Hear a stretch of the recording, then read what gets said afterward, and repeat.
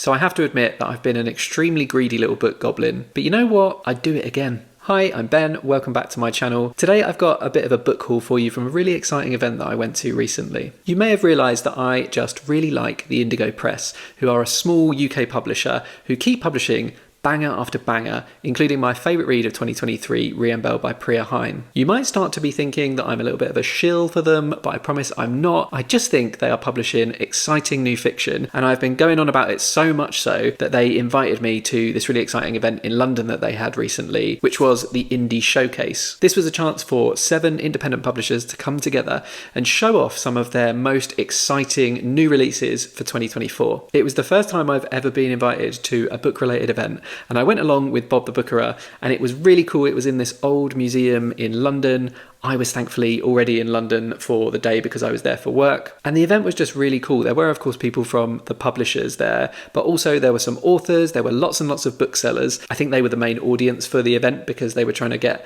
booksellers to get excited about these books so that they would be able to read them in advance, stock them in their shops, and rave about them to customers. It was a nice balance of time to mingle and chat to people, but also there were some readings and a short panel. And I just absolutely loved it. There was so much energy and enthusiasm in the room about all of these exciting voices in fiction that haven't been published by the big publishing houses. And it was amazing to see all of these publishers doing the work and so clearly excited about these books that they believed in. What I didn't quite expect was just the sheer number of proofs and finished copies of books that we were not only allowed to pick up, but actively encouraged to take home with us. Bob and I started out quite tentative. So each of the publishers had a table and we sort of waited our turn, and we were thinking, do we have to have X amount of conversation to be able to take one book and 2x amount of conversation in order to take a second book? But it wasn't really like that, and we found ourselves just dragging our feet and getting in the way. So we ended up picking up books that we found really interesting and exciting, and the problem was that there were so many books that sounded interesting and exciting. So I ended up with a tote bag stuffed full of books. My poor shoulders were very sore. I know, I'm sure you feel very sorry for me.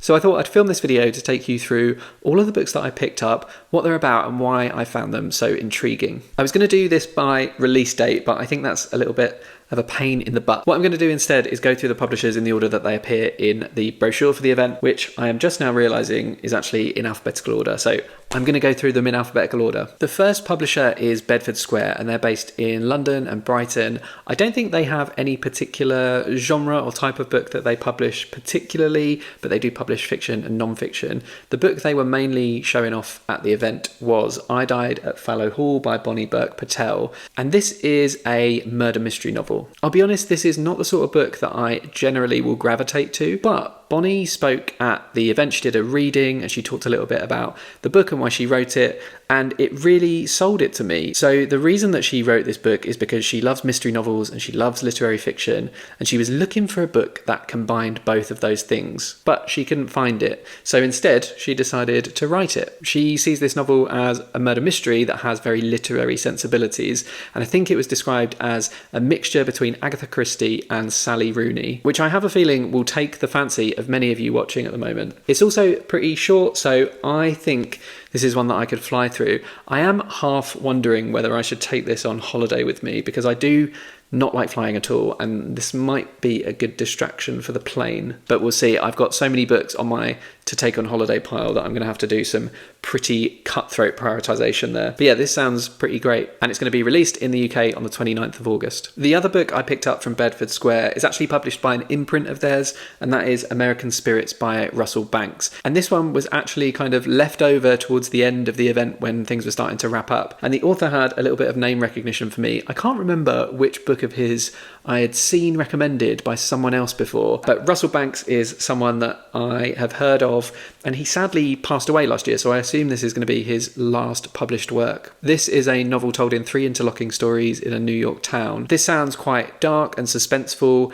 and about how sort of small town controversy reflects wider politics in American society. When is this out? This one was released a couple of months ago in the US, but I think it's coming straight to paperback and ebook on the 9th of May May in the UK. The next publisher is Dead Ink Books, and they're based up in Liverpool, where they've also got a bookshop, and their mission is to provide an alternative to mainstream publishing. They say that they're dedicated to bringing books to readers that are innovative and well written, but too risky for the big five. I was recently excited to learn that Dead Ink are bringing the book Monstrilio to the UK in a couple of months' time, and I was hoping that there might be a copy of that on offer, but by the time I got there weren't any, so I don't know if they brought any or not. But what I did pick up was the book Above Us the Sea by Ania.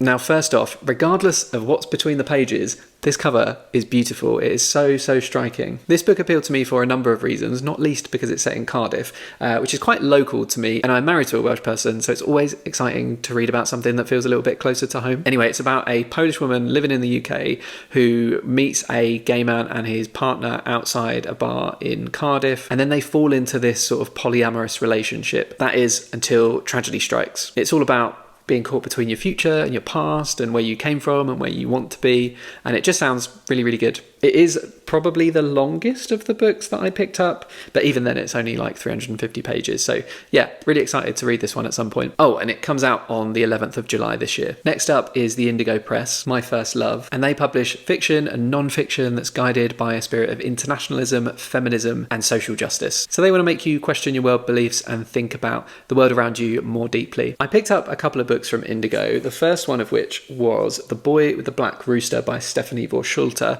That's translated from German by Alexandra Roesch, and it came wrapped in this really beautiful hand-stamped brown paper with a ribbon that was far too hard to get off. But the whole visual identity of this book is really beautiful, really fun. They did a really cool animation of it on their Instagram page when they announced the book, and that kind of sold me immediately. I'll be honest, I don't know too much about what this is about, but I know that it's like a highly regarded book that's done really well in Germany, and it says on the back here that it's an engrossing and enchanting fairy tale for adults. I don't really want to know any more than that because I just trust Indigo to get it right. This one comes out on the 6th of June, so maybe I will read it as a little birthday present for myself because I am going to be turning 30 something around that time. The other book that I got from Indigo is a new one that I think they may not have even announced yet, and it's called My Favourite by Sarah Jollien-Fardel, translated from French by Holly James. This is a book that I think has been a real success story in Switzerland, and it sold over 50,000 copies in the original French. It's a story of violence, and particularly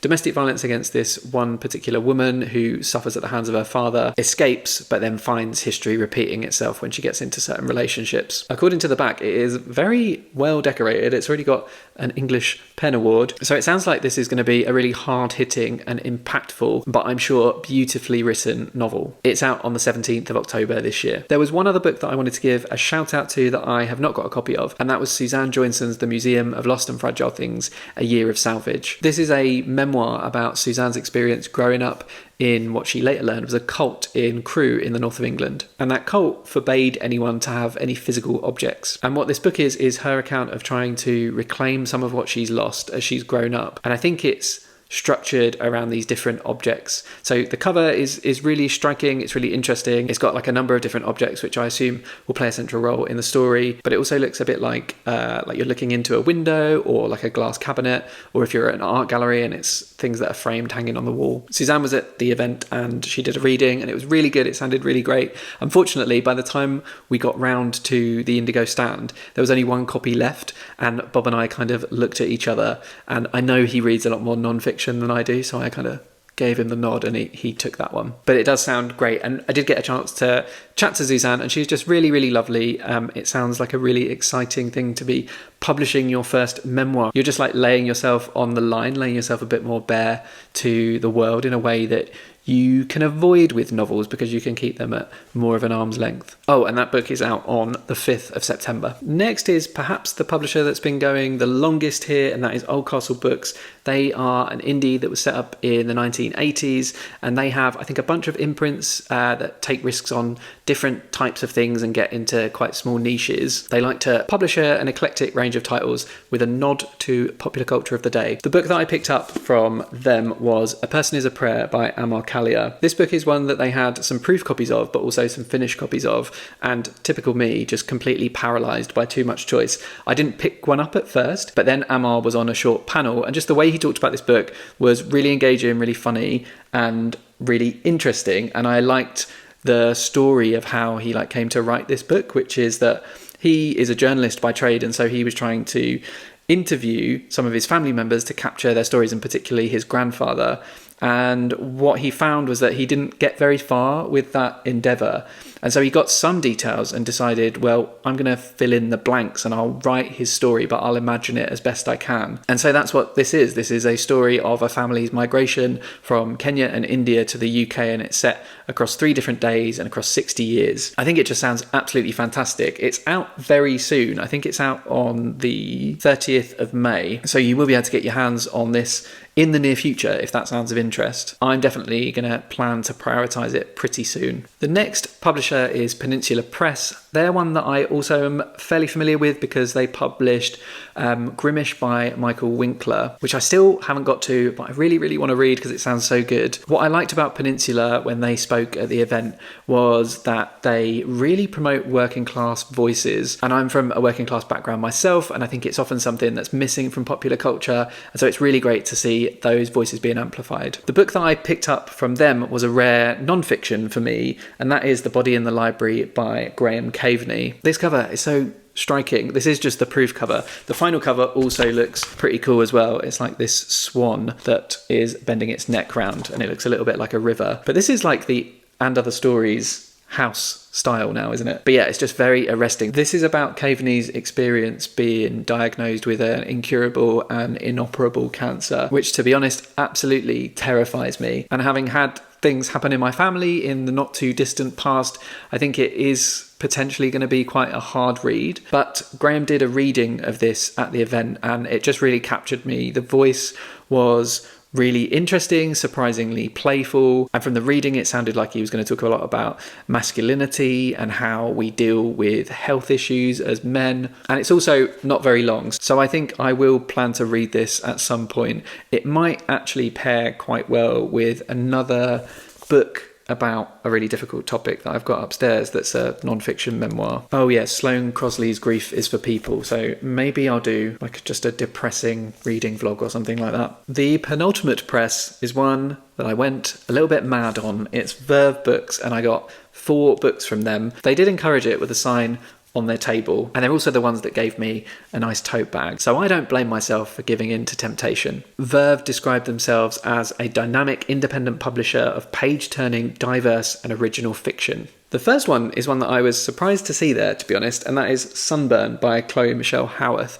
This was a book nominated for the Nero Book Awards this year, and so it's been on my radar for a while. I've been quite interested in picking it up. This is set in the 90s, and I think it's about a young sapphic romance. The cover is just giving hot, sweaty summer vibes. I have heard it described as a bit similar to Call Me By Your Name, which, I'll be honest, I do not like Call Me By Your Name, so I'm really hoping that is not a legit comparison. I just found it far too sappy and ridiculous, but I do love a good yearning love affair. So we'll see. I am very excited about it. The next book that I picked up from Verve is coming out on the 29th of August, and that is Blue Hour by Tiffany Clarke Harrison. This one sounds miserable, but I love misery, so I think it sounds cracking. This is about a woman who is a photographer, and she's dealing with a really upsetting miscarriage that she suffered, but also the fact that a boy that she teaches photography has suffered some police brutality and is fighting for his life. I was already aware of this book because I'd seen it on NetGalley, and it had been getting some really rave reviews on there, so I'm super interested in this. I've just noticed it says on the front that it's a Barack Obama summer reading selection, so I assume this must have come out already last year in the US and it's finally being brought to the UK. Another thing that stood out to me was that as I flip through, there are some like spreadsheet tables mixed into the pages. And look, I'm a spreadsheet nerd, so I'm fully down for that. But yeah, sounds harrowing and powerful. Then in September, on the 26th, is the release of Placeholders by James Roseman. Roseman is an American from Boston who moved to Ireland and lives in Dublin. And he also appeared in the panel discussion that was happening. And he said that he wrote this to try and capture something about the idea of moving from one place to another.